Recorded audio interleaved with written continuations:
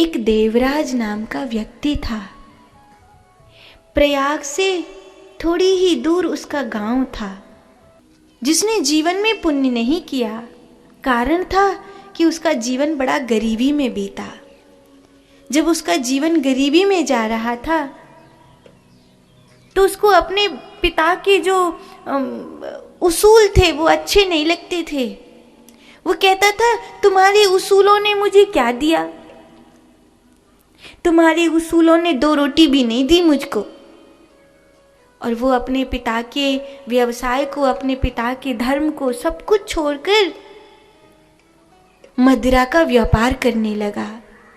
उसके माता पिता ने बहुत समझाया कि पुत्र, इस मदिरा के व्यापार से तुम्हारे घर में भले बहुत धन आ जाएगा, लेकिन इससे बहुतों के घर बर्बाद हो जाएंगे। ये बहुत मलिन वस्तु है, इससे बहुत सारी माँओं की गोद सूनी हो जाएगी पुत्र। उन्होंने खूब समझाया और साफ मना कर दिया, मदिरा के व्यापार का 1 भी रुपया हमारे घर लेकर नहीं आना, हम नहीं खाएंगे। ऐसे थे उस देवराज के माता पिता। ठीक है, तुम्हें नहीं चाहिए मत लो, पर मुझे तो मेरी जिंदगी ऐशो आराम में जीनी है, मुझे तो धन चाहिए, गाड़ी घोड़ा कुछ नहीं है मेरे पास। तो उसने ये बेईमानी का व्यापार किया, लोगों के जीवन को सड़ा देने वाला व्यापार किया।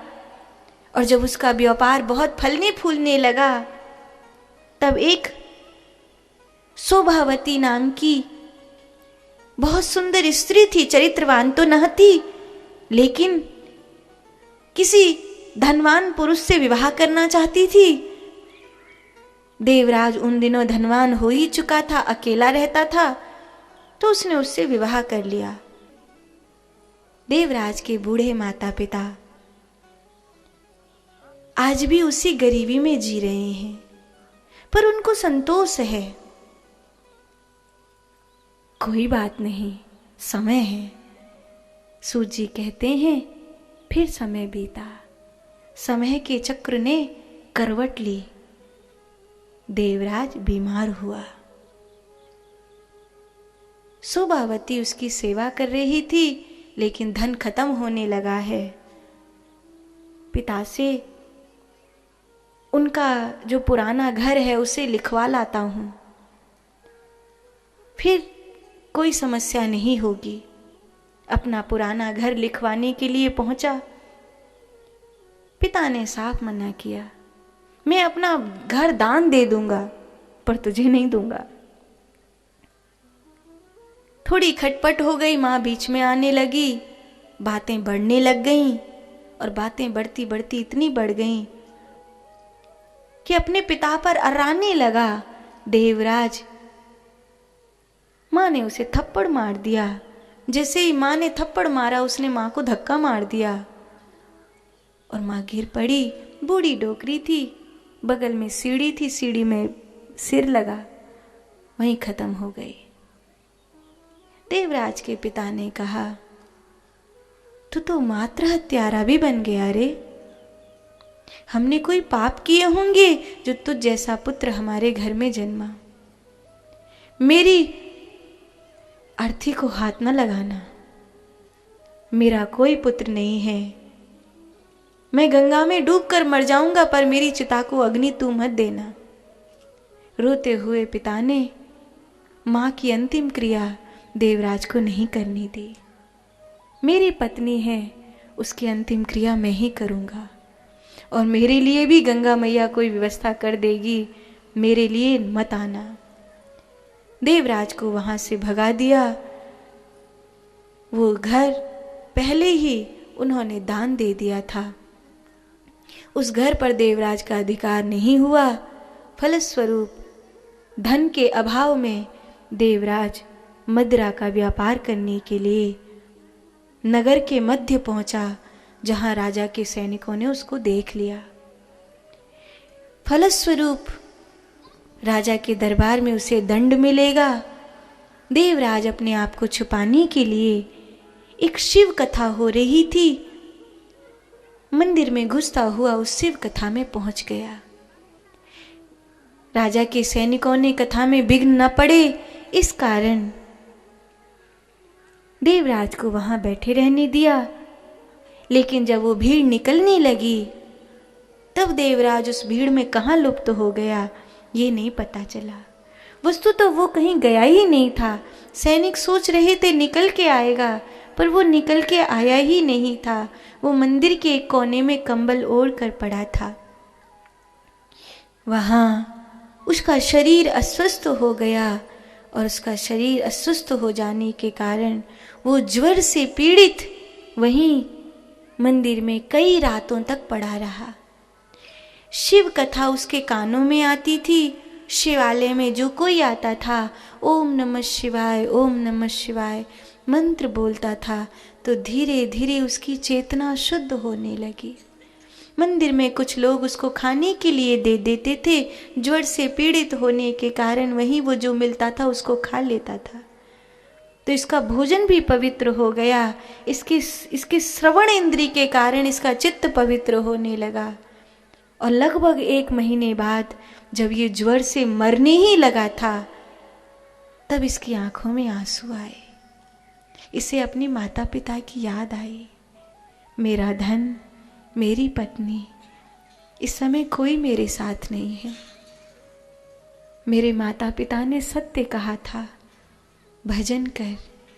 मेरे माता पिता ने कहा था ईमानदारी से रहना, कोई काम नहीं आता मृत्यु के समय। मैंने मदिरा का व्यापार न करके अपने पिता के पंथ को निभाया होता।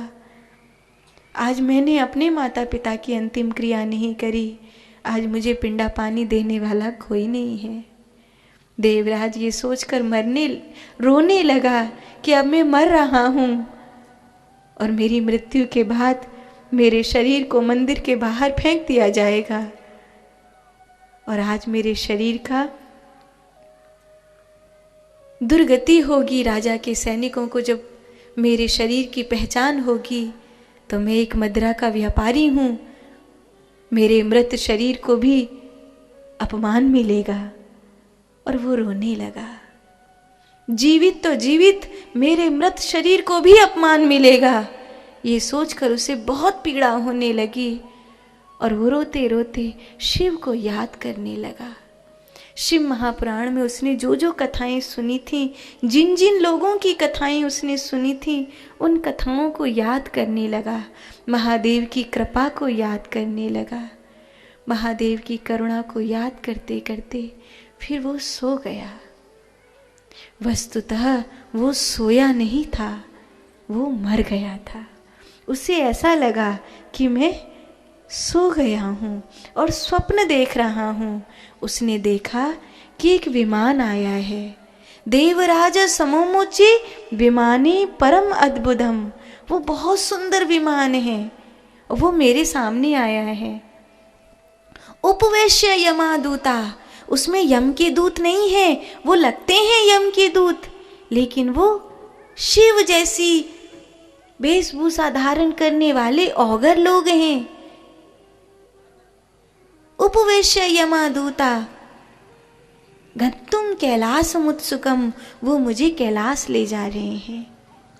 और तभी उसने आंख खोलकर देखा और उसे ज्ञात हुआ ये स्वप्न नहीं है, ये सत्य है, क्योंकि मेरा शरीर तो अभी भी मंदिर में पड़ा है और मैं विमान में बैठकर इन लोगों के साथ जा रहा हूँ। वो हाथ जोड़कर उन लोगों की स्तुति गाने लगा। तभी उसने कुछ चीख पुकार सुनी, कुछ त्राही माम की आवाजें आ रही थीं।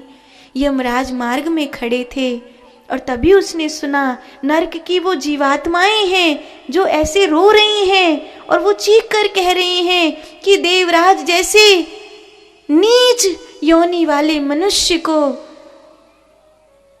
विमान में कैलाश ले जाया जा रहा है, तो हमें क्यों नहीं। वो नरक की आत्माएं इस प्रकार कह रही हैं। और देवराज कहता है, हाँ मैं नीच, मैं एक घटिया से घटिया कर्म करने वाला, मैं पापी इंसान हूं। मेरे समान दुरात्मा कौन होगा। पर सब नरक की आत्माओं से देवराज ने हाथ जोड़कर रोते हुए कहा, शिव को मनाओ, शिव की कथा को सुनो, मेरा भी कल्याण हो गया, तुम्हारा भी हो जाएगा। और तब यमराज ने कहा, इसे यहाँ से ले जाओ, क्योंकि जिस प्रकार ये कह रहा है नरक में कोई भी आत्मा बचेगी नहीं, सब इसके पीछे पीछे ही चल देंगे। देवराज बहुत रोया और महादेव को उसने प्रणाम किया। संसार कहता था कैसी हुई उसकी मुक्ति, और सूत जी कहते हैं यही है शिव महापुराण की महिमा।